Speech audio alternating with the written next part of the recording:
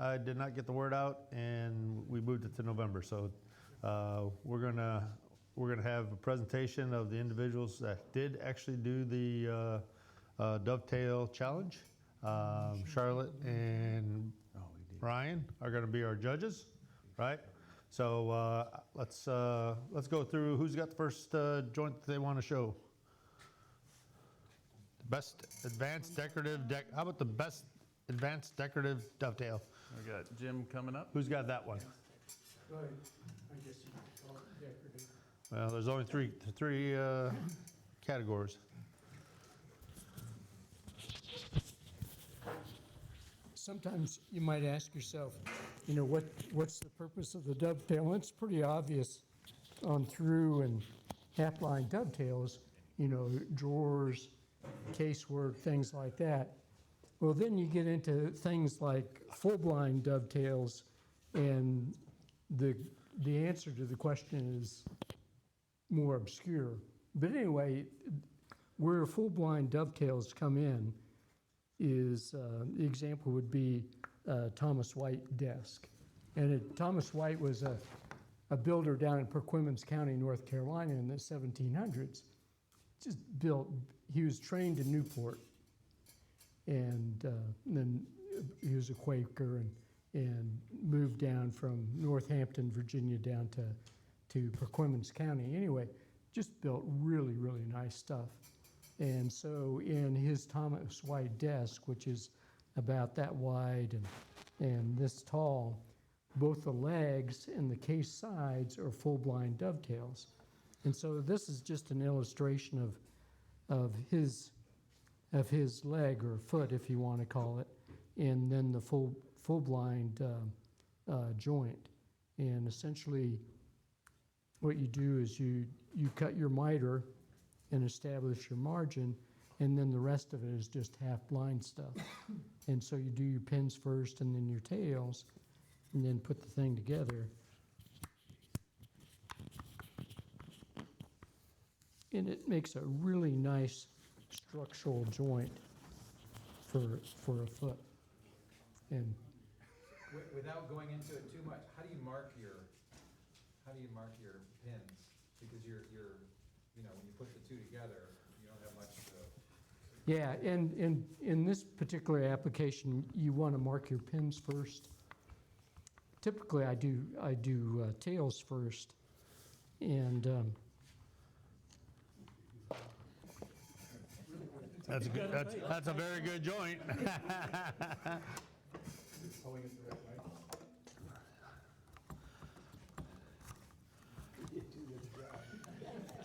Extremely good job. huh? Oh yeah. There you go. Anyway, so you cut your margin 45 degrees, and this is still solid. And so what you do is you go ahead and mark your pins like this, and this is solid, and you just set it right on top, and you can mark your tails. So anyway, and the reason, if you're going to do a shaped leg like this, and this is the reason I have this mock-up, is you want to be able to account for how much the curve goes into that margin. Some people, when they do the bandsaw work, they cut away part of the dovetail, and it doesn't look quite as good as when you don't. So anyway.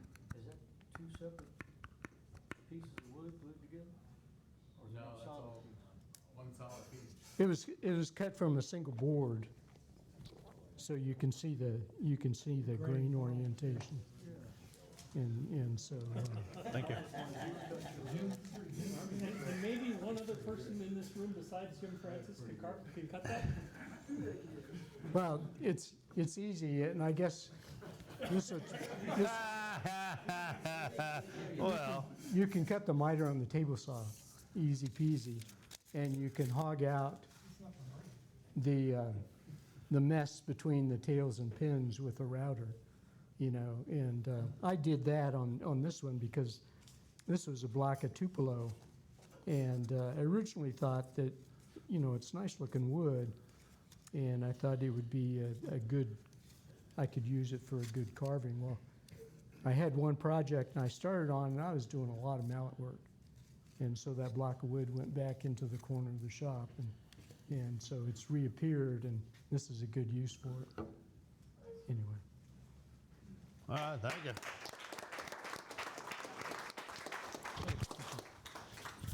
Can you go back to the slide real quick? Okay, so I would say that's the advanced decorative dovetail column. Is there anybody that else is in that category? Okay. How about the best no electronics harm hand cut dovetails? Who's in there? I'll try and follow Jim's phenomenal presentation.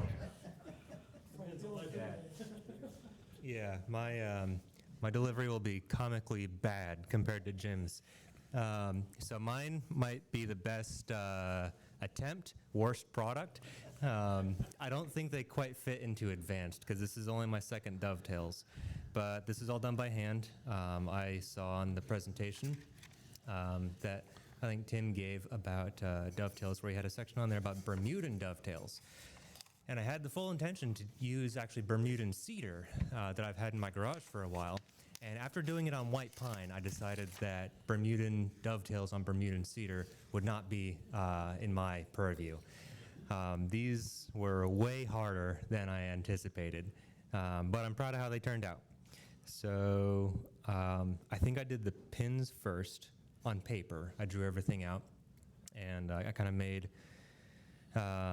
kind of a shape of the tails, but I actually cut the pins first, and then yeah, did the flip over and trace with the pins, and it was a lot of fitting on the kind of the curvy part. I don't know what you call that, but there you go. That's my Bermudan dovetails, all by hand. All right, go back. Mine's gonna take about 3 seconds. I was trying to make a hidden door in something, and so I took a piece of thin wood, I think it's about 5/16, and I just cut this out with a fret saw, and it almost hides. I had to stick a piece of veneer under it, because when you cut this out, you actually lose a little bit of the width. So if you have to put a little veneer in there to get it to hide, but it almost disappears. Nice. All right. I want you on there too. What's the categories again? Next slide. Oh, go back. All right, so, and then the best overall dovetails, so, yeah. Well, I brought these two in. So I decided to try my hand at the half-blind dovetails. This is some white pine I had left over from doing buckets and whatnot. I just basically planed it down, but yeah, you can see this is the first attempt at it with a white pine. Then I said, well, you know, I need to make some mitered dovetails. So this is what this is. It's a through dovetail, but it's got the mitered joint on the top. It was my first time at this, so learned a lot. And there is a mistake. You can probably find it. I won't point it out to you.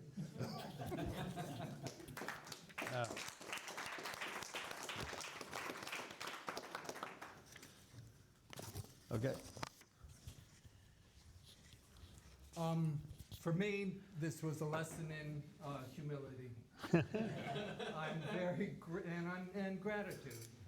I never knew how the engineering of this even made sense until I had to butcher one. So I appreciate the assignment, and I appreciate all that I get to learn here. Thank you. And I'll just give this is the, cheating way. I have a Lee jig, router jig, and so this was my first one off the production line for a set of 6 drawers I think I made.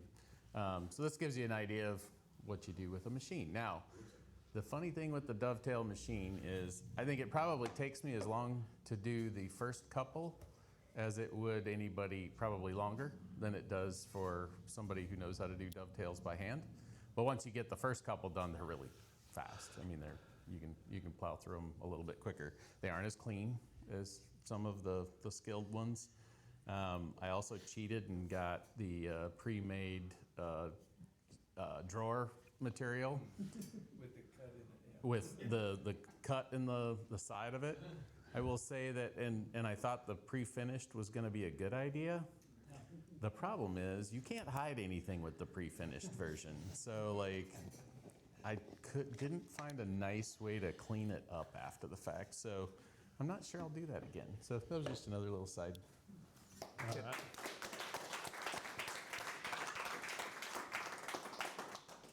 All right, so during intermission, Charlotte, Tim, and Ryan, you all go over and pick out. We'll talk about it at intermission. I'll give you the cards, and we'll come back. Okay, so with that, let's go to show and tell. I know Dennis brought something in. I know you brought something in. Couple things in.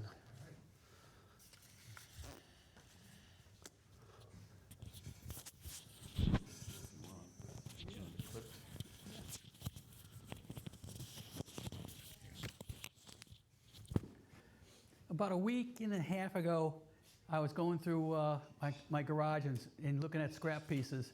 And so I wanted to see how fast I could make. These 4 were made in a week and a half, all out of scrap material. This serving tray was a piece of wood that I picked off the street. It turned out to be a tabletop, and it was a little thicker, but I knew I was making a tray out of it. It turned out to be maple. So what I did is I sliced it down, had a piece of Paduke, and I just mashed it and then put the things on it. The glue up, I only waste, I used to wait overnight for glue ups, but I've been using Type-On 3. And so all the glue ups I do now is between 4 and 5 hours. Once that's in, I found out that they're just as solid as waiting overnight. So that's something that you want to take on. And I'm in my garage, non-heated. It's just the regular stuff. So this one, like I said, and if you're going to put handles on it, make sure, because the handles you buy they come with zinc screws. Just go out to the place or go to Amazon and buy stainless steel 304s. This was what I made out of walnut, maple, and purple heart again. And what I was doing, I was gluing up, cutting, gluing up, then going back to the table saw and cutting for the next project. And so for 2 days, I was gluing up and cutting. So this is a little 3D pattern that that come up, and I think this is the finishes. I tried using different finishes. Now this was the fastest one. All scrap. It's all, the hardest part is when you're playing it down, just make sure you got because I'm using usually the 3/4 inch to 7/8 inch, and then I'm rotating it up to get instead of face grain, I'm getting edge grain. And that's how you can get a little thicker. But you make sure that when you glue it up, when you're playing it down, you just have to have a real smooth surface. So I don't sand after I glue them up. I cut them off the table saw, which is with a glue line rip, a Freud glue line rip blade. And I found out that it's good enough to glue up everything. And because when you're putting the clamps in there, it holds. And this one here, I started first because if you remember last year, I had a presentation that I made a 3D pattern.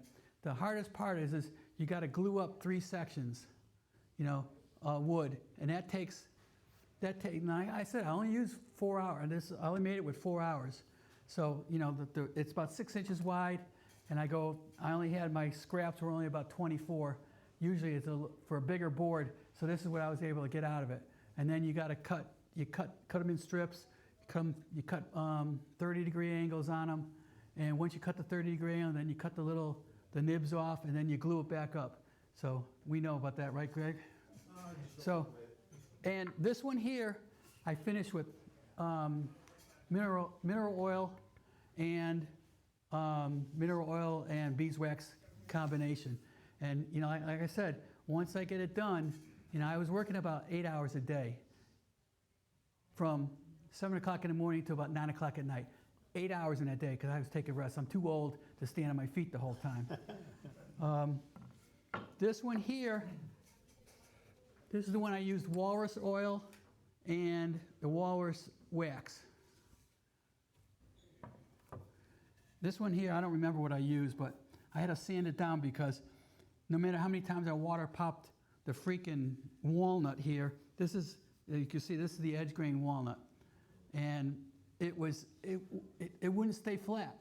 So I sanded it, and that's what took the longest part. Luckily, I have a wide belt sander, so I shoot it through the wide belt sander at about 150 grit, and then I go right straight to my random orbit sander, and I got a 6-inch one, so it goes pretty fast. And I start at 150, 180, and I stop at 220. And water pop every single grit. Maybe most people say only water pop after the last grit, but I think Black Studio is something that makes these big river tables. The last one I saw, he says when he sands down, he pops every single grit from 80 all the way up. He says it comes out smoother. So I tried it, and guess what? It works. And this one was finished with my favorite, which is tung oil and citrus oil. That's why if you come by, there's a little bit of a lemony smell, but that usually goes away pretty fast. This I made for my wife. She wanted a charcuterie board for Thanksgiving because she got some friends coming over. And I only found out there was friends coming over today. So she had a whole list of stuff. Clean the deck, clean outside, do this, do this. So, You got a question over there? Can you explain to those that don't know what water pop is? Yeah. water popping is once you sand, no matter what grit you use, you're going to have fibers that come when you sand, the fibers will go over. They'll turn over. So when you water pop them, what it means is just the water. Once the water evaporates, those fibers come back up, and you feel it. It's just like if you take, everybody take your hand on a cat, go backwards. That's exactly what it feels like. So what you do is, in between the grits, I have a little sanding block. I use 400 grit sandpaper on it, and I just go over it with 400 grit. That takes those little nibs off. Next time you sand it, what happens? You're raising more fabric because you're taking scratches out, and you're going to get more fibers come up. You do it again. It only takes, less than 2 minutes to do a board like this with hand, using a hand sander and a 400 grit little sandpaper on it.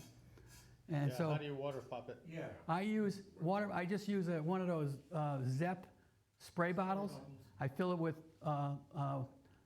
water from. I don't use tap water because sometimes it has a little bit too many minerals in it. I just take a regular bottle, the bottle of water you buy in the store. I just fill the bottle up and I just spray it, and then I take a paper towel and I wipe it to make sure the whole thing is covered. Then I just sit it up on my at an angle and let the water. It takes about.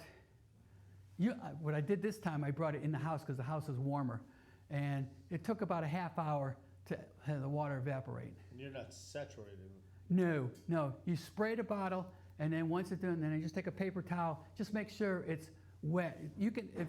Some people just take the water and they just take it in a sink and they just run it through and get completely wet. Then they drip dry it and they wipe it off.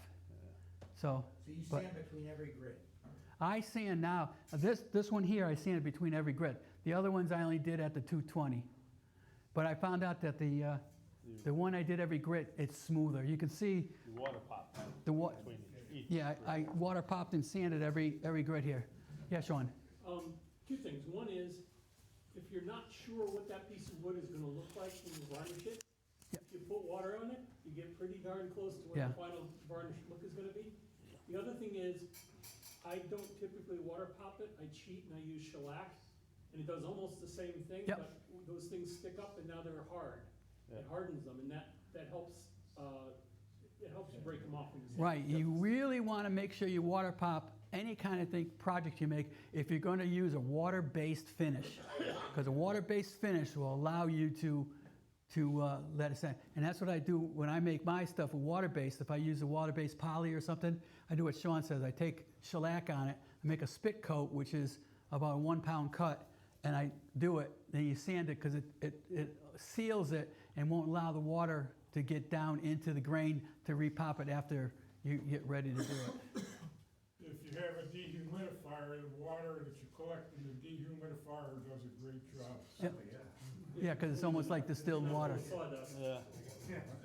If anybody has a CPAP machine, they buy distilled water for it, use that. So, but these, like I said, it took about a little over a week and a couple days. The hardest part is gluing up, and the big 3D pattern, because you got to glue wider pieces, face grain, face grain, face grain, 3 sections of it, and then you let that dry. So it takes a little while. So I just put that to the side, and I went to the other one. But what you do is everybody's got scrap bins. You know, use a piece 20 inches long, at least, and you'll get an 18-inch board out of it after you cut off the ends and everything's shaved up. So, but there is I think there's a presentation, I don't know if I think we saved it onto the website, that is the 3D cutting boards. And there's 2 sections of it, then there's a sample. I don't know that it's on the You don't website, have- I think it's YouTube. If not, someone see me, give me your email, and I'll send it to you. How to make it also, I have the written instructions. Yeah, that's right, these are all Yeah, if you have the written instructions. instructions, you can send it to me to the Tidewater Woodworking Guild Board email, and I'll send it out to everybody. All right. Okay, who's got something else to show? Got somebody else? Yep.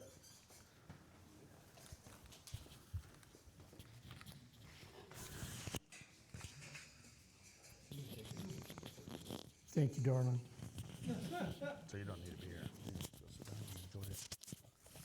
Since the topic tonight is carving, one of the things that I find is beneficial when you're carving a design, of course, you'd have drawings or pictures or whatnot, but having the real thing or a casting really makes it nice, because you can take a look at it from, all different directions, and you can feel it and things like that.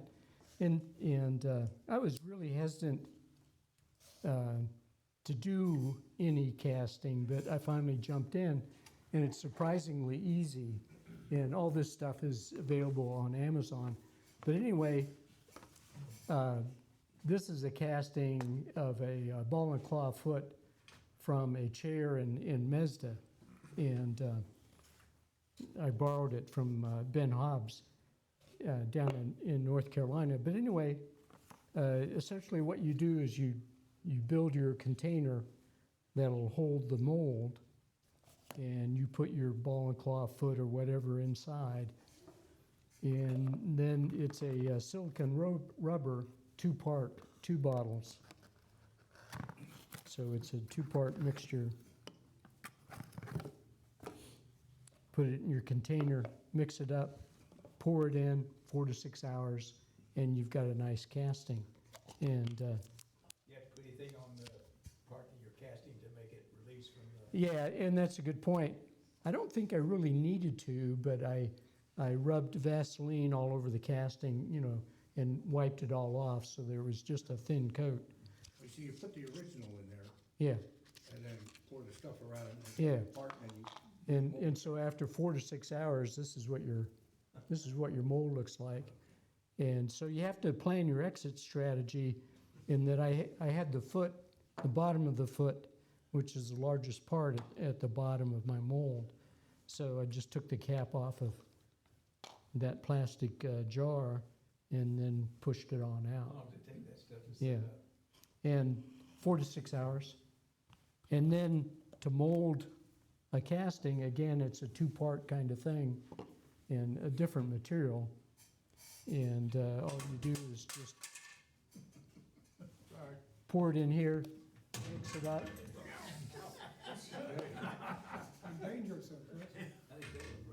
Mix it up, and then pour it into the mold. In 30 minutes, it's all set up and it's ready to go out. So just a really, What was it you poured in there? You said a different type of thing, like not plaster of Paris, but. no, it's a, Resin? The resin?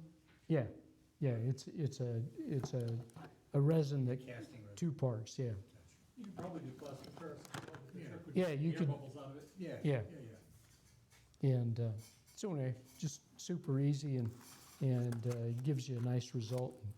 And you can You add, have, like shake it up or do anything to try to get it to form around everything, or is it really thin? it's pretty thin, but there are some bubbles from you stirring. And so once I put it into the mold, you know, I'd hit the mold on the side, and there'd be little bubbles that come out, but you only have to do that for a few minutes because it sets up fairly quick. If you got a bell jar, you can actually pull a little vacuum on it, but you gotta be sure that you don't pull so much vacuum that you start to cavitate the liquid, or it'll never stop bubbling. Yeah.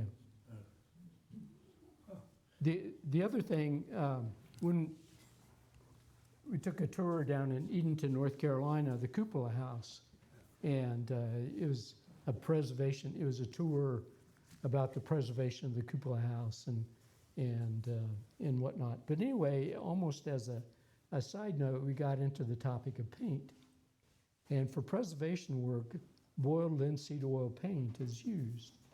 And it's really a pretty fascinating topic, and this is the book, Linseed Paint and Oil. And fascinating from the standpoint, latex paint, essentially the goal is to seal moisture, keep moisture on the outside. But if you get moisture on the inside, you know. Flakes off. The latex flakes off. Yeah, and more importantly, what that latex does, it captures that moisture inside and rot accelerates.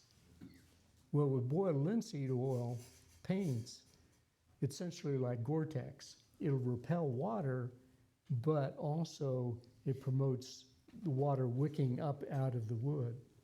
And so is a great application for both interior and exterior paint. And so when you move into the topic of furniture, there are also boiled linseed oil products that are available, like Tried and True, that you can use for finishing. And it's great in that there are no, like in Tried and True, there are no mechanical dryers added to the linseed oil. It's made boiled by boiling. And so it's more environmentally and personally friendly. And you brush it on, you wipe it off, you're not chasing any drips or runs, and you do a number of coats. So anyway, but this is the book, and Bronze, BROUNS is the company, and you can find them on the internet. So that's it.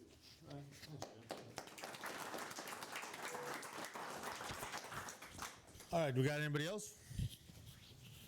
Okay, slide that.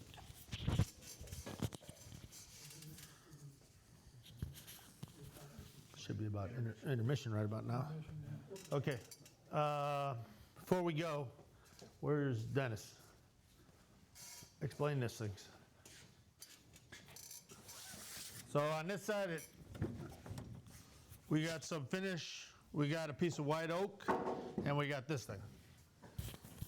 For anybody that has a laser, I have an extra, what do you call it, honeycomb bed. It doesn't fit. I had to buy a new laser because the other one crapped out on me, and this honeycomb bed didn't fit my new laser, so I bought another one. So this is a giveaway, and it's I think it's 14 by 14. This is the bottom tray that goes underneath it, so when you're lasering, if you're on a tabletop, you won't laser right into your tabletop. I learned that the hard way. I forgot to put it in, and I was smelling something, and when I was having, that was my first laser, so. Okay, so these three sets are all free for you to choose. These you can take, whoever's first come, first serve.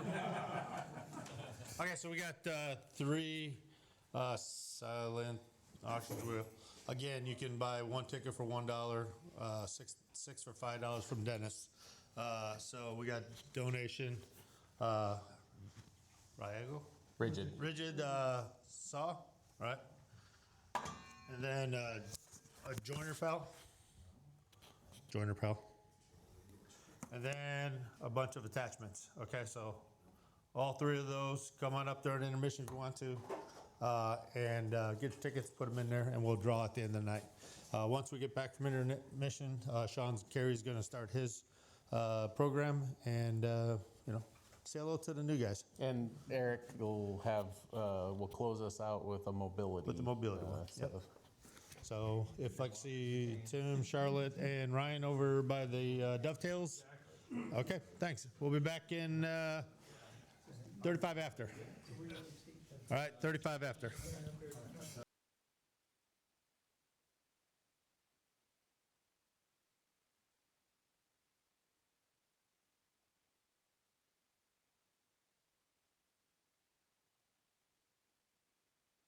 Shallow relief carving, a hummingbird with flowers. I did a dragon boat cradle for my granddaughter. Scrap wood turns into lily pads with a lily flower with some pieces of copper tubing spray painted green. Next slide.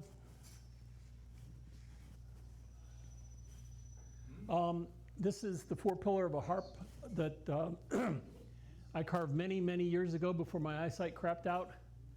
What did you say? It's the 4-pillar of an Irish harp. There's all kinds of pieces of wood you can carve. The size determines what you're going to use, how many of them. If you're trying to make 10 of something, your approach is much different than if you're trying to do a one-off. If you're going to try to sell them, how much do you think you're going to be able to realistically charge for them? When I started carving these reindeer, and I'm sorry I don't have one finished, with the antlers intact, I was trying to get $100 for them because they were taking me like 12 or 14 hours to do each one. And nobody would ever buy any, so they're gone. How are you going to finish them? Carving methods, techniques. Next slide, please. I'm trying to go fast. Oak, which a lot of the Gridley Gibbons and the famous carvers would do all these amazing things in English cathedrals in oak. I hate oak. It's rubbery. It splits so easily along the grain. I've never successfully been able to carve much in it. Maple, the little mermaid that I had embedded in that harp 4-pillar and that rosette, those were rock maple. And if you're not trying to maneuver a lot of material, it's a wonderful wood because it's super tight grain and it's hard so that it doesn't split out on you every time you're trying to put in any detail. Cherry, the same thing, except cherry can have ugly black splotches in it, which I don't like. Pine, you can carve in pine, but again, it's really soft. It cuts really easily, but it splits out so easily that you can lose a piece in just one slip. Mahogany, I've had some mahogany like this particular board cut really easy, and I was able to do that in about an hour after I bandsawed it out.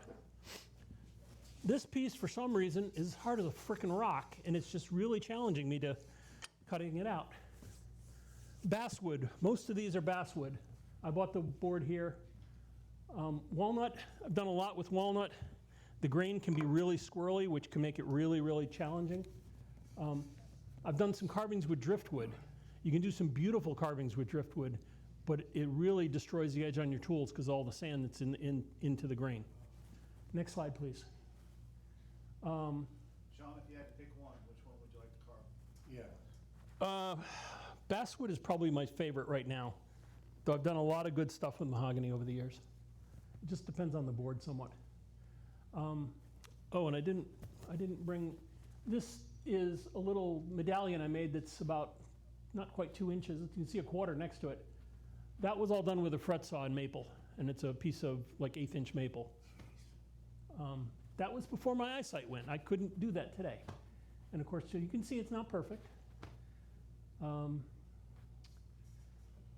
you're going to do something big like that cradle or a carousel horse or something like that, you can spend a fortune in materials.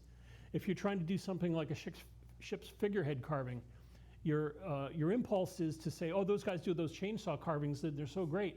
The problem is with those chainsaw carvings is you got a shelf life of maybe a year or two before they start to check and crack and split and turn into a mess on you.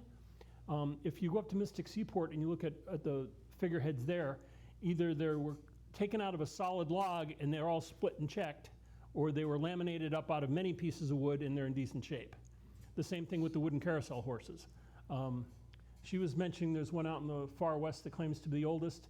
The Flying Horses in Oak Bluffs on Martha's Vineyard claims to be the oldest carousel horses, and there's another one in Watch Hill, Rhode Island that claims to be the oldest carousel horses. So, and they're all beautiful hand-carved, magnificent pieces of work. Anyway, I tend to go with things you can get. Everything you see here is mostly scrap wood, with the exception of this, which was the part of the Irish harp that goes between your knees when you're trying to play it. And I made a mistake with this part, so it's left over. I don't know what I'm going to do with it.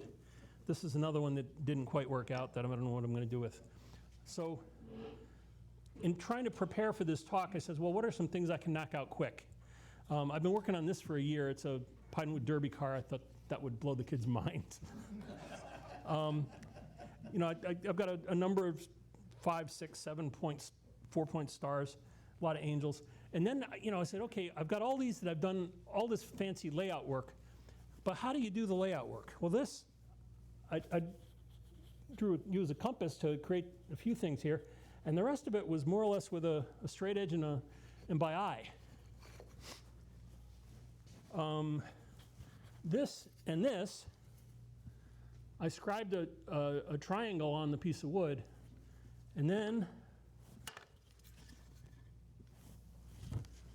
I've got about 4 sizes of these big gouges, and I just kind of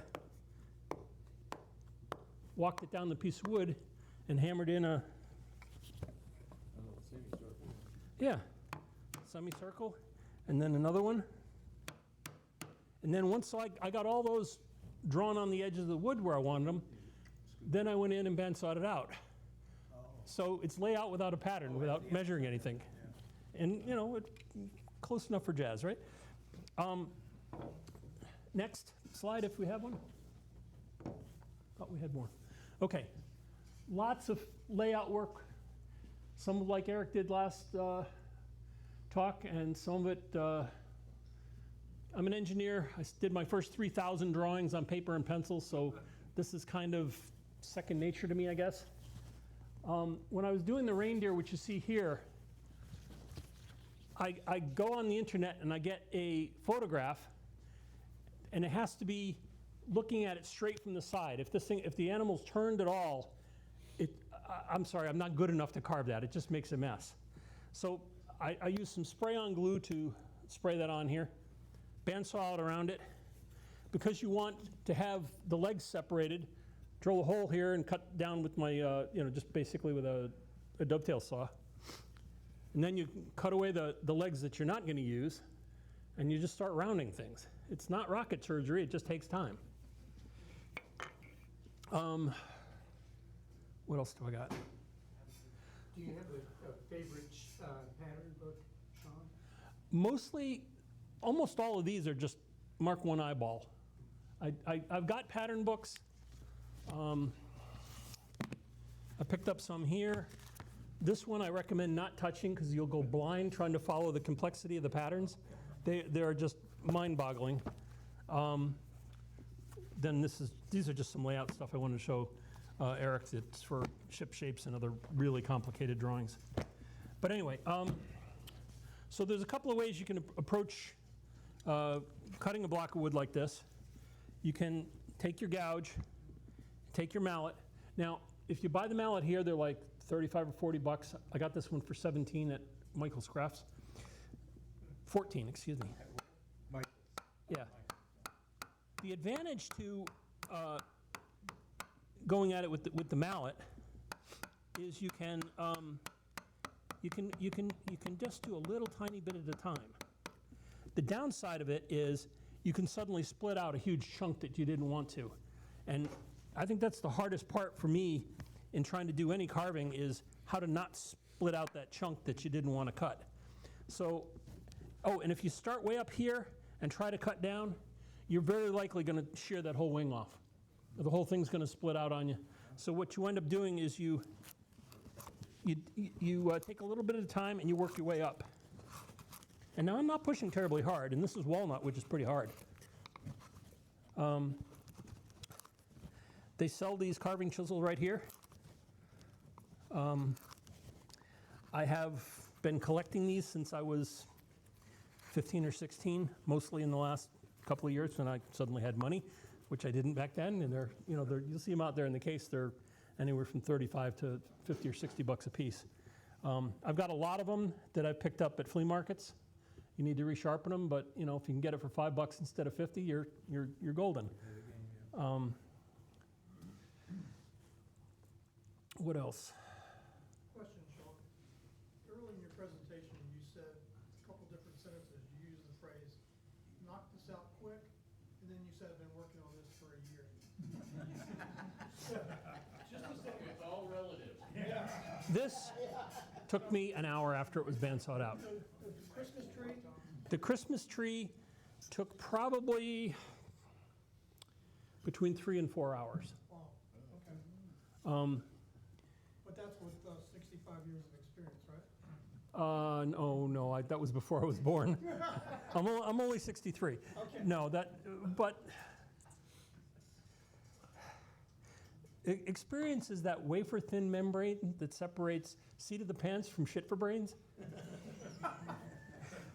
Anyway, so once I got going in the last couple of weeks doing this kind of stuff, I decided I was going to try to sell them at crafts fairs maybe next fall, leading up to Christmas. I won't have enough of them done in time to do it, but did I have any more slides? I thought I had 1 or 2 more. Okay. There's the pumpkin. Yeah. So the Pinewood Derby car was just me taking a pencil and a block of wood and going, and then cutting it out and going for it. There's not a lot of pattern involved. The pumpkin, I literally took this chunk of basswood, took a pencil and, kind of roughed out what the shape I wanted it to be, ran it through the bandsaw. I put a block of 2x3 on the back of it with a couple of screws, clamped it in the vise, and just started whacking away with a draw knife and took down most of it in probably less than half an hour. And then just used a combination of gouges to put the grooves in it. That was certainly under an hour all total. Can you just talk about your steps for the tree? You talk about putting the curves in there. You drive it deeper and then kind of dig into it?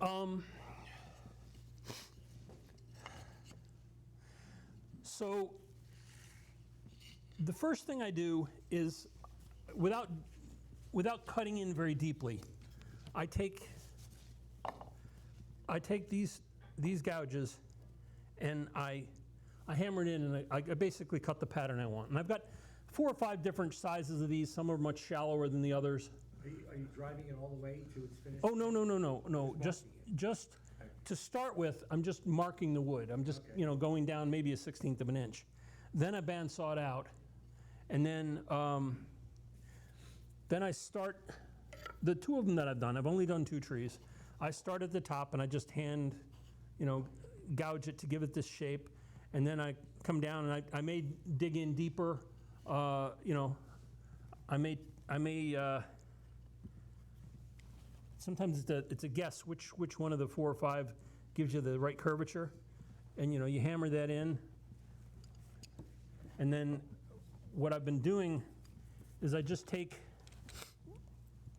either a number 3 or a number 5 paring gouge, and I just and of course I do it in this silly box here. I've got. What you primarily use as a 2x4 to hold it to cut? I have a variety of different vices to clamp it with. It depends on the piece.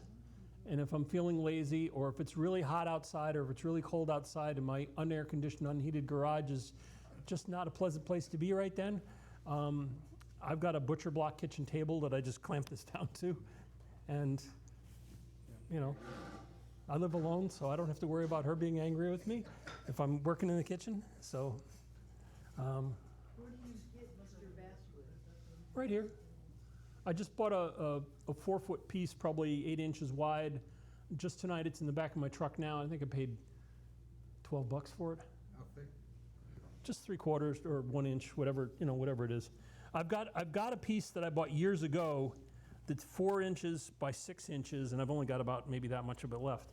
And that's what I use if I want to do something that, you know, this came out of that, this came out of that. You know, I cut it in half on the bandsaw before I did that. But yeah, so most of this stuff is just scrap wood and kind of noodling, and I don't watch a lot of TV. I find it really boring, so mostly keeps me out of trouble. Any other questions? Can you tell us about your stars? Oh, stars are easy. It's just, you know, okay. My piece of wood is 6.5 inches wide. The first time I laid out a 6-pointed star, I put it this way, and it's the full width of the board from there to there. And I thought, that's awful small to be a tree topper. So then I said, gee, wait, if I lay it out this way, I can get a lot more star out of the piece of wood. So I laid it out that way, and then you wind up, the grain gets a little funky. But it's all right, it was all quite doable. My son-in-law is Jewish, so I was thinking of him. I think I already said this is, you see star on top of the Christmas tree. This is a Christmas tree on top of the star. This is a 5-point star that this is a compass rose that, You just laid this out with dividers and stuff. I use a protractor and a ruler. You know, I don't do anything terribly exotic that way. I'm not as fancy or as adept at it as this. The 7-point star was a really tricky pain in the neck to lay out. I think it's 52 degrees in each quadrant or whatever, and you know that was just a protractor and noodling around. What I typically do is I will lay these out on a piece of just ordinary copy paper, and I found that if I glue it to the piece of wood, bandsaw around it, and I can do a lot of work that way. But it can be a pain in the neck to get the last little bit of glued paper off the surface of the thing. And on this one, I tried something different. I took some hide glue, some regular type bond hide glue. I mixed it about 50-50 with warm water, and I painted that on, and then put my pattern down on it, and let that dry overnight. And that was so much easier, because if the hide, you know, if you want to get rid of that, you just warm water and it comes right off. And it comes off cleanly. Whereas the other one, you're constantly, you know, you get these little bits and you have to wash it with lacquer thinner or something to get the glue off so it doesn't repel the, you know, it's a lot more trouble than it's worth. So that's it, I think. Anything else? Any more questions? Sharpening, what do you use, Sean? Oh, I was going to mention stop cuts. I'm sorry. What do I use? I've got a variety of stones, and I use the technique that Jim Francis taught me how in a class here to do the sharpening. Where did you get that? Hey, close enough for the girls I go with, right? So when you're doing a lot of this carving, you want to be able to go up to a line, but not past it. And that can be really challenging if you don't do a stop cut. And what I've done for the stop cut, and I use a variety of different curvatures of chisel for this, you go from a 2, which is almost a flat blade. I have a question on, Yes? when carving with oak, which is better, flat saw or quarter saw? Also, which type of oak is better, red or white? I avoid oak with like the plague because I don't like it. It doesn't, it splits too easily. I don't think haven't done enough oak to know whether I like quarter sawn versus regular. Yeah, I don't know. Sorry. Okay. Does it make any difference carving in air dried versus kiln dried? I don't know. I just buys the wood here. I just buy I buy the wood wherever, or in some cases I've inherited the wood. This is how I make the stop cuts, and This one is too wide to do some of them here. I've got a variety of different widths of these chisels. Notice I'm going in an angle where I want it to come back to the surface. You ever use it like a hanging magnifying glass to help you with your vision? Oh yeah, I've got all kinds of magnifying tricks. I very frequently will have on my regular glasses, and then I'll have another pair of glasses over on top of them. And it's a pain in the neck because they're constantly falling down, but you know. I guess that's about it. So does that mallet work better than just a regular wood mallet? I've got a lignum vitae mallet that I keep in my shop in the garage, and I have this one that I keep on the kitchen table, and it's mostly because this was cheap and I got a chance to not have to walk back and forth to remember where the hell I put the damn thing. So 6 of one, half a dozen another. Is it a fairly light mallet that you're using, Sean? It's actually got a lot of metal in it, so it's fairly.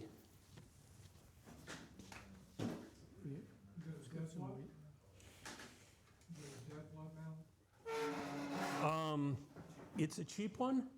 Like I said, I got it at Michael's Crafts for like $15, something like that. I don't know. I know the lignum vitae one I got that's very nice. I think I paid $35 for that back in 1980. So it's probably a lot more than that now.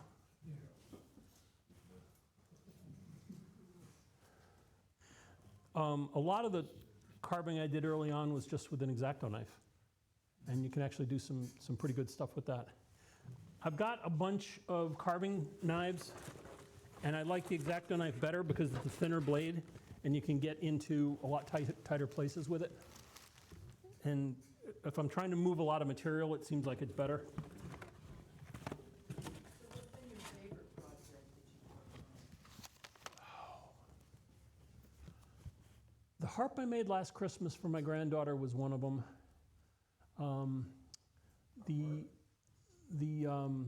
The cradle I made for her was another favorite. You ever use powered stuff?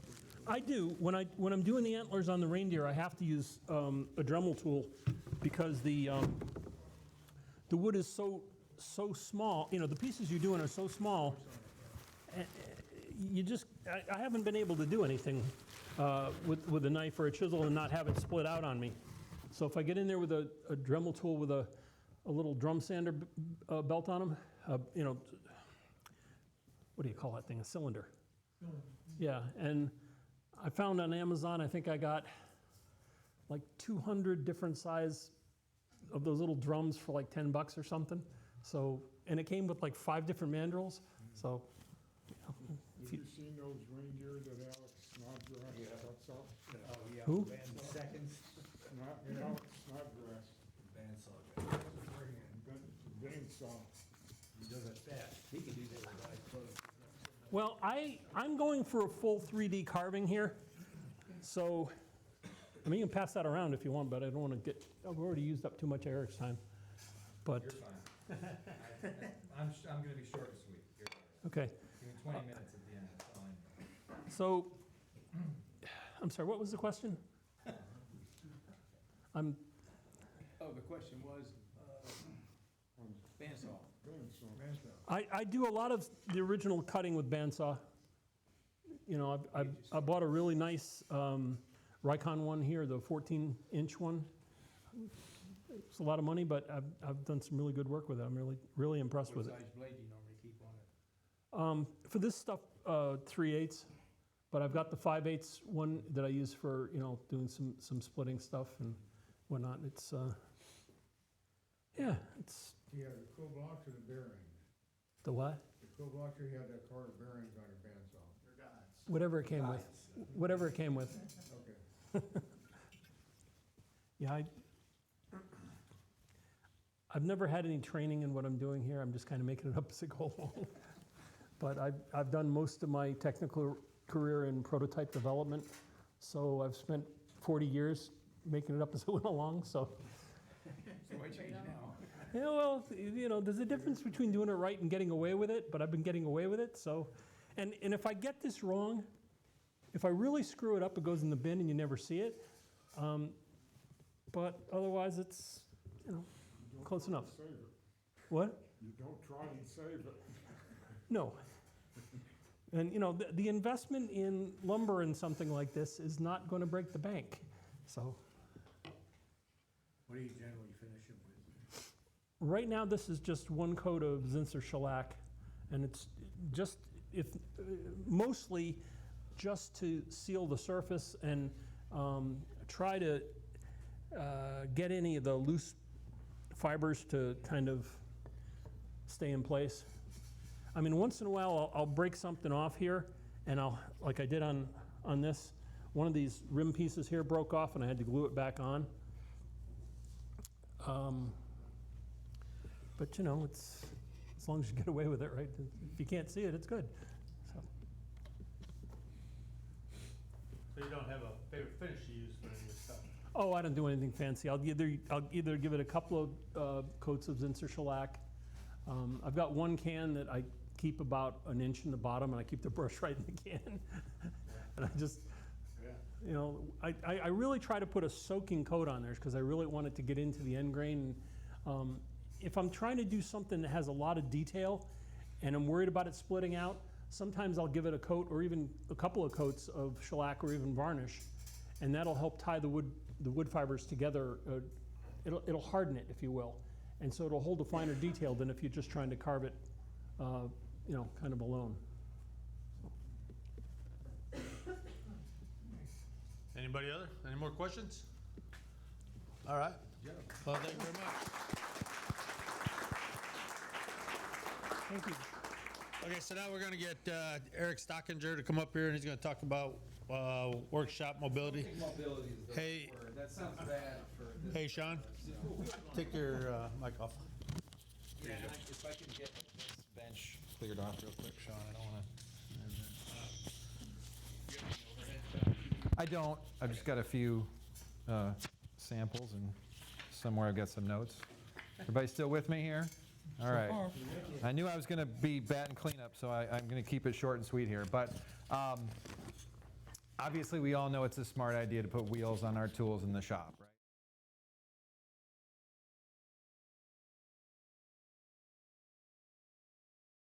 I'm resetting up my new shop. It's a lot smaller, so size is even more important to get everything on wheels. But one of my frustrations with wheels is there are wheels and there are wheels and there are wheels.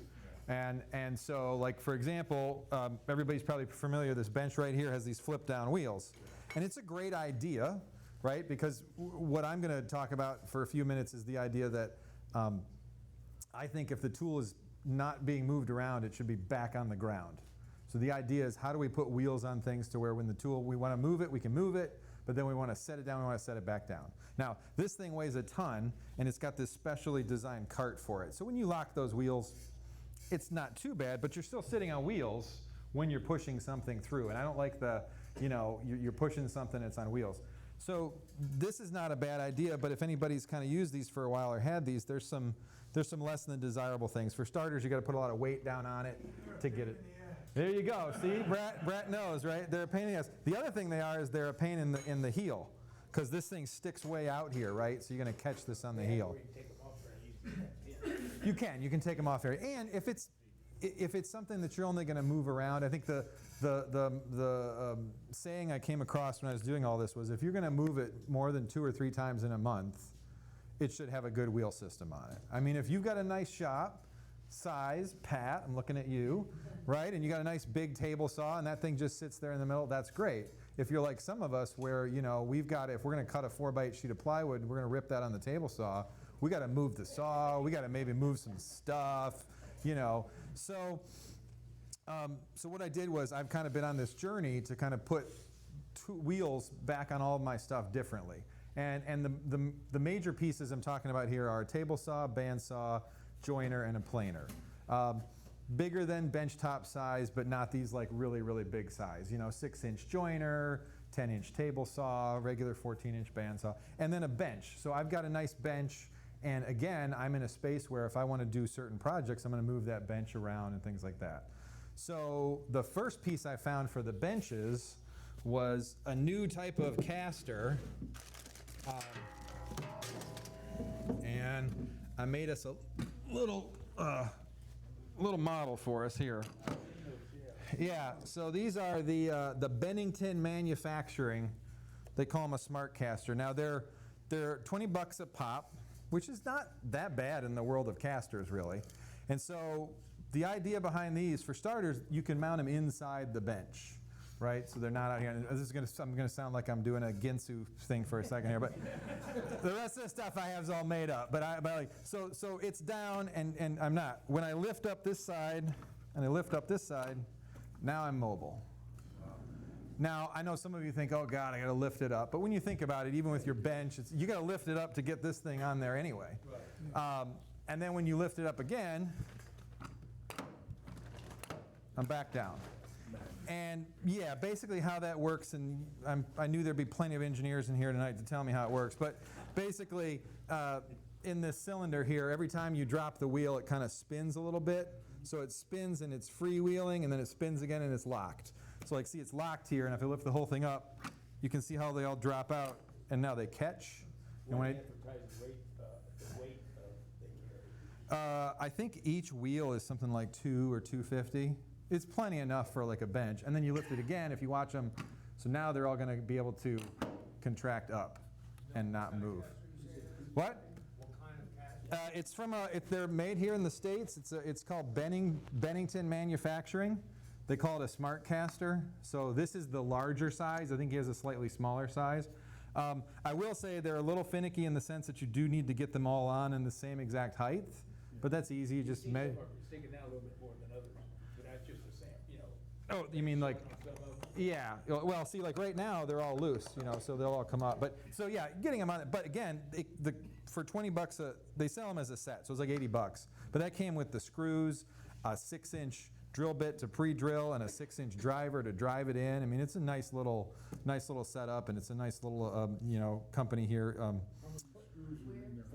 There's 4. But those screws are enough to hold that weight in that bracket, sticking out that far and stuff? I mean, that's what they give you. I haven't tried it on my real bench. And again, if you think about it, most of our weight benches are heavy, but they're not like that heavy, right? They're not like this thing, you know. So I'm going to give it a try. I'm kind of excited to use these just because I am looking for something like this. That's the other thing, you know, just lifting this thing up, you know, obviously you're going to have to stand there and do a little bit of that, but then you're up. So I don't know, I thought those were really cool. And it gives you a good distance, like 3/4 inch or so. Yeah, you get a good distance. And you know, one of the other kind of maxims of all this is, you know, I think when you're not using the tool, it should be back on the ground. And obviously that's the case for this because it's a workbench. But I think when you look at a couple of the other ones I just brought, it's a matter of, you know, getting them off those wheels so they're not sitting on those wheels and stuff the whole time. So that's what I'm going to do for a bench, and that's kind of a cool idea for a bench. Bennington, and I can get somebody the email. So then a lot of us have metal framework for tools, right? We've got these kind of metal legs. And another thing about casters and putting tools up on wheels is if you do anything where you put it on one of these, like this is pretty fine, right? I'm sure this thing costs a couple $100 at least, right? To just for the caster for this. And you can see how they've gone to great pains to make sure that it's not that far off the ground. So all they've changed the height on this is like less than an inch maybe, right? Well, if you go just bolting a 3 or 4 inch caster on the bottom of this thing, which I did temporarily to get my table saw back running, my table saw now sits at 39.5 inches, you know, which is, I'm a tall person, but that's way too high. So you don't want that. So this is from I think an old like 1990s fine woodworking, you know, one of those things that always looks good in the drawing, and then you actually try to go and make it work. But I thought I would give this a shot. This is for my bandsaw, and I think a lot of us have 1 or 2 tools that are on metal legs that there's nothing wrong with. So here's what this is. Basically, it's a couple of just steel rods, mild steel rods, drill the hole through. And most of what you see out there nowadays works on this principle where what happens is when I let go of this, the wheels hinge up, so now there's no more weight on the wheels. So, and then this is a screen door latch, which I don't really think is going to be great long term. It's what was in the little article, you know. Also, by the way, none of the hardware here you see hardly can you buy in a hardware store anymore. You can't get just the screen door latch. You can't get the little metal clips that are the right size. Right? About the only thing I could buy was the 1/2 inch piece of mild steel rod.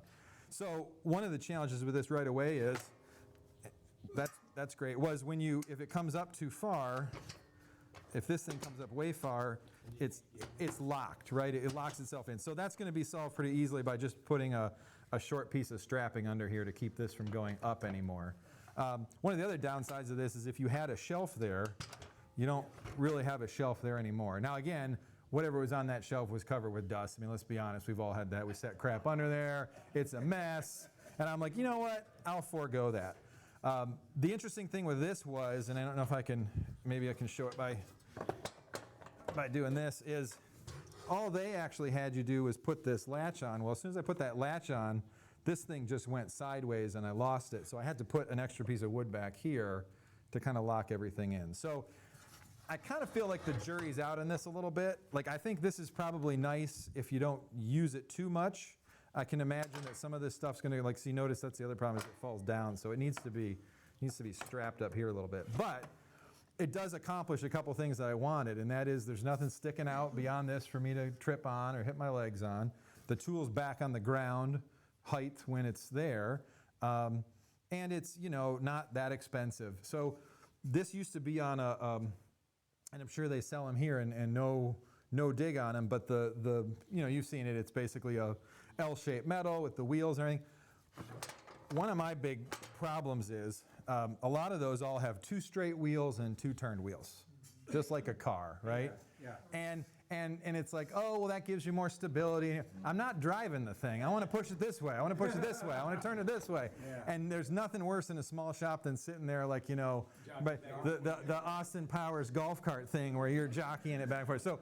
So everything I did, I put the full spinning caster on, and which also a full spinning caster costs a lot less than a locking caster.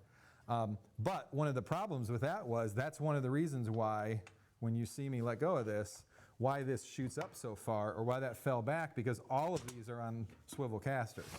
So it does some weird stuff when you first go to drop it down. So it's not a precise kind of thing. It's not like it's going to drop exactly where I want it to. It's going to move around on me a little bit, but we can handle that. So I think this is probably a winner for the 1 or 2 tools that I have that have legs like this, because it's fairly straightforward, fairly easy. It's not really that expensive to do. Didn't take a lot.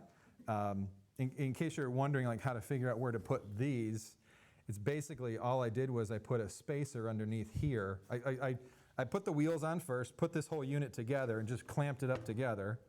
And then I put a spacer under here where I wanted the space.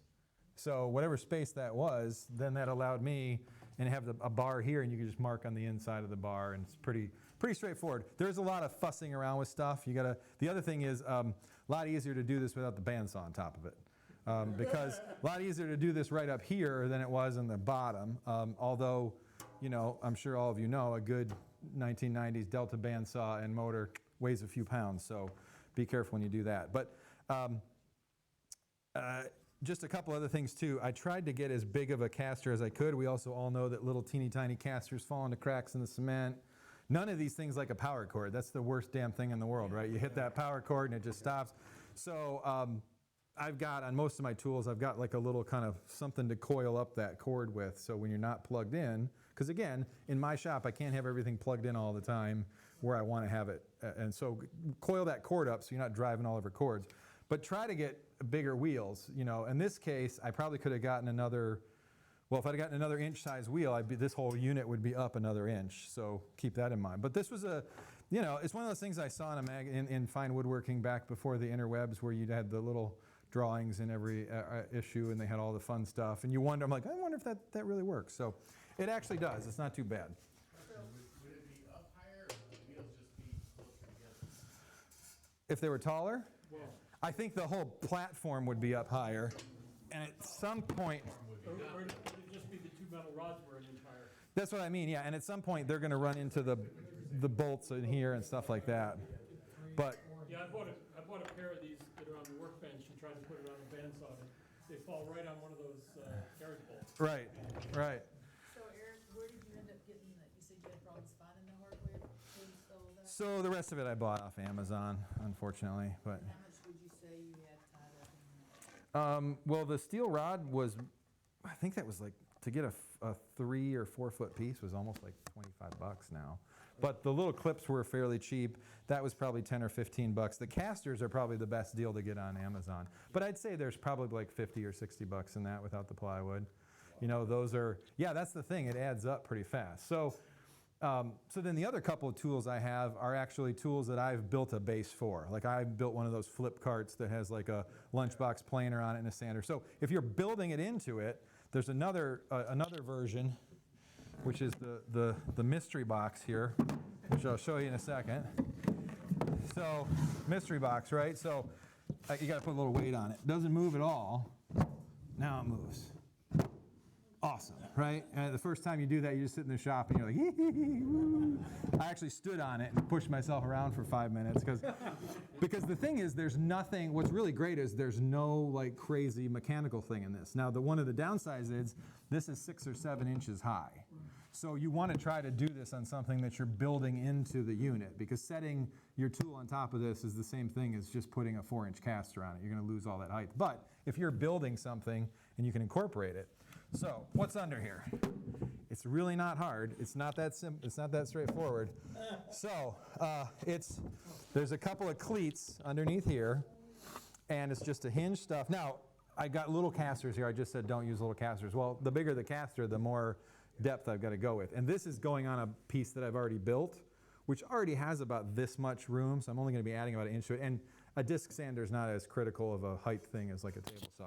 So basically, it incorporates the idea of these 2 platforms, and what happens is once I leverage up, I bring them into, now they're just, you can see, like you don't see any wheels crossing this plane. When I bring it up, they're just high enough, barely high enough where they roll. How does it stay? Well, I haven't got that part yet. There's a lot of different, yeah. This was now see this, as much as that one was from old magazines and stuff, this was all more of like the YouTube stuff, you know. And I think as much as we all can get a little carried away with some of the YouTube stuff or whatever, this is a pretty solid concept. So you'll notice I did have to put a wedge underneath this to get it to be the right height, and I had to do a lot of guesswork on this. I actually just made a box that was a couple inches taller, put everything in it because I had no idea where the wheels were going to come out exactly when I had them up or down. So I did have to do a little bit more fussing. So there seems to be like two or three mechanisms for locking this in. One of them is, which looked cool, but it was all Locking it with the big. Yeah. You need to lock this down, and also you do have this thing sticking out. So that's could be a negative on what you're using. You need to put a platform on here maybe so your foot can. Well, so one of them was basically the guy had made a sort of a sliding platform and just put a catch here. So when he went down, he pushed the sliding platform in and that locked it. And then somebody else just did something which was even similar, which was they just had a little piece of metal on a spring that was kind of pulling itself back that would always be like there, and he just stepped on this and kicked that out of his way. I will say, one of the things that both of these have, which I like, is you're not running around trying to do every single, leg. See, like right here, and again, and I'll mention this in a second at the end, there's nothing really wrong with these type of wheels, especially for something like this. But to do this for a table saw, you're still going to get that wobble, you're going to get that inconsistency or whatever. So something like this, I think, is a good idea if you can build it into the system that you're already working. Is that just floating on those streets under there? That's the thing, yeah. If I took out, I just see how I tacked these little pieces in here. If I tack those, the thing just comes out. I mean, it's kind of funny. I mean, at some point you'd wear it out, and at some point but I mean, the thing's not. You'd think for what it is, it's whatever. But kill myself here. But I mean, it holds my big boy just fine. So. And that's only half-inch ply on the top, and this is completely cut away. So I think it does the trick. Yeah. The other, I don't have any. I should have brought him out any pictures, but a lot of the different mechanisms, they're working on this whole idea of having the wheels on some kind of hinge, and so you're putting pressure on the wheels to bring it up, and then you're taking it off. So the one I'm looking for the new table saw cabinet I'm building is essentially that. So if you can imagine the hinge is like this, but further away. But instead of this bar, it's a long piece of pipe with a couple of bolts on it, and when you throw the lever, those bolts turn and push the wheels up, and then when you take the lever, it pulls them back. So, but yeah, I mean, I really think I want to get to the point where when everything's working, it's working. Because even when it's flat, you know, we get a lot of vibration from tools, we get a lot of stuff like that. So when you're shoving something through, now I have a 6-inch joiner, old Delta joiner, that's got a base that's like half the size of this. What the hell do you do with that? I've actually put some backer plates inside of it because it's fairly thin metal, and I got a set of these, but I put a metal bar across them so that you just come up and you just hit one. Plus it's a joiner, it's small, I'm not moving it around that much. The one that's still a mystery is the drill press. I have a floor drill press. So what the heck do you put under that thing where you can move it, but then not put it on wheels? And it may be one of these things where I have the wheels where you kind of have to, but you know, tipping one of those things is horrible because they're super top heavy. It's like what I got, like what's under the Powermatic there. Right, And just 2 things in the front. right. And it rolls around pretty easily. Right, it rolls around pretty easy. I'm trying to get it to where it's not, like I'm trying to get them to where they're not sitting on the wheels the whole time, which again, a big piece of machinery like this is fine. That's got a whole system built into it that probably has a lever that you drop and then it drops the wheels and stuff. But this is fun, it's pretty, this is really inexpensive. This is, I mean, I had the hinges, I actually had some old casters, but I bought these because they were smaller. But this is all just scrap wood and messing around and, you know, so it is kind of fun. I mean, that one was okay too, but it's just, I think you can, not that there's anything wrong with like the stuff you can buy, but I think there's some better ways to go about mobilizing some of the stuff. And then the last thing I would say is, I don't mind, I have wheels like that on things like my outfeed table, and my dust collector rolls around. It can just roll around. If you got tool chests, they can roll around. If you got scrap bins. The number one thing I will say from having worked in some big shops and everything, get a nice trash can. I recommend the Rubbermaid Brute. And one of the nice features of the Brute is you can buy a set of wheels on a disc that lock on the bottom of that. It will change your life in your shop to have your trash can on wheels. So that is probably like, that's my little tip. Tip for that? Yeah. I have a dust shop vac go bag. Use the wheels. The bottom half of the shop vac. Yep. Trash can inside it. Like I don't have a full 50 gallon. Yeah. But getting that up on wheels is great. I mean, so getting everything as much as you can on wheels is great, but I really think that the main tools should not be on wheels when you're using them. Right. So that's what I'm kind of been shooting for. So. Have you thought about employing the first wheels that you saw on already cabinets you've already built? I thought about putting those on this table saw big cabinet that I'm working on building. We've already made cabinets, and we have just those locking wheels. Right. If you want to go to those, I don't know if the cabinet's made high enough length. That's the problem. So those also need, I mean, you can see these need a fair amount of height to them. You know, they're not supposed to be lifted, you know. Room underneath, you're talking about height. Yeah, they're also a little, until you get them all set, it's funky because one of them is wrong and then but you know, you're not gonna be picking your workbench all the way up. But, so yeah, I've thought about that, but this is even more height. This is like more like 7 inches. You know, and I was able to get this down to something a little around 6 and, you know, 5.5, 6. Which is where something like this, if you can do it, or if you can, again, this is built in, but I'm still losing that same amount of height. So I think it's pretty, if you're gonna get the wheels to collapse, they need to go somewhere unless there's something like this. But I think if you can figure out how to make it work, and you know, I'm not gonna lose sleep over losing 6 or 8 inches at the bottom. I'm not gonna lose sleep over losing the shelf on that thing either. So I think in the long term, it'll be pretty good. But I will say the other thing is, I don't know, I have an old cement floor that I'm going to be putting wood down for my actual shop floor, but that's another huge consideration, is if you've got a bunch of cracks in your floor, fill them in, do something, get them out of there, because this little guy is not going to take, you know, this is not an all-terrain vehicle. You know, you saw how high this thing's off the ground. I mean, that ain't that high off the ground. It's all you need, but it's not that high off the ground. So. One commentary on swivel casters. Yeah. Most of these, when you try and drive them around over the years, they start to have a mind of their own to steer.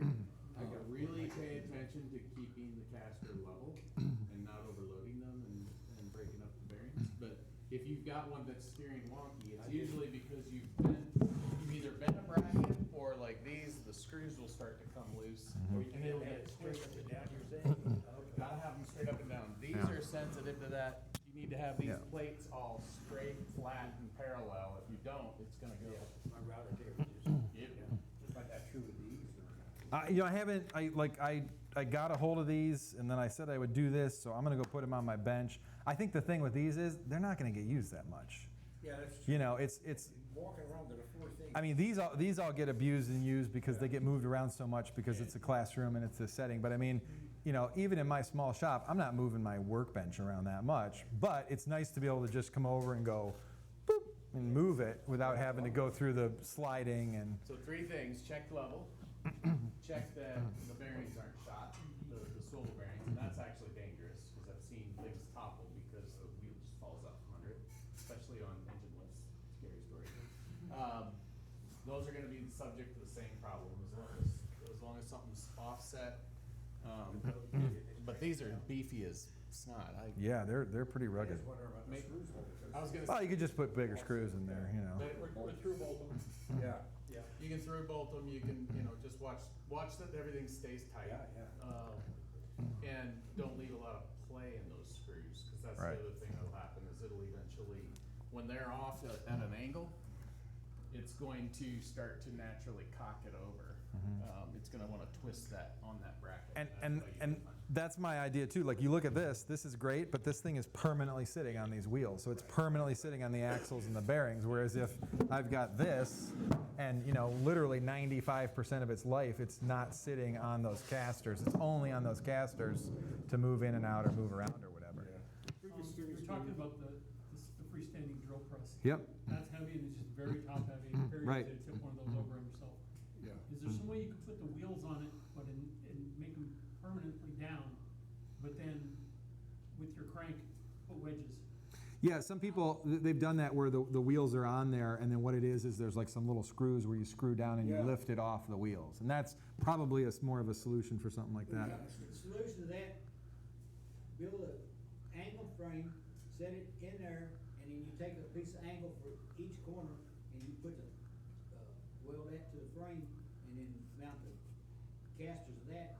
And if you want it solid, all you gotta do is jack it up a half an inch, put a block or something in there, Mhm. some plate or something. And it's also another one of those tools that doesn't move around that much. That'll keep it pretty stout. Right, yeah. And they And ain't gonna enlarge get the in the base. way, cause I got Right. wings on it. The drill Yeah, press. exactly. Enlarge the base. Biggest ability.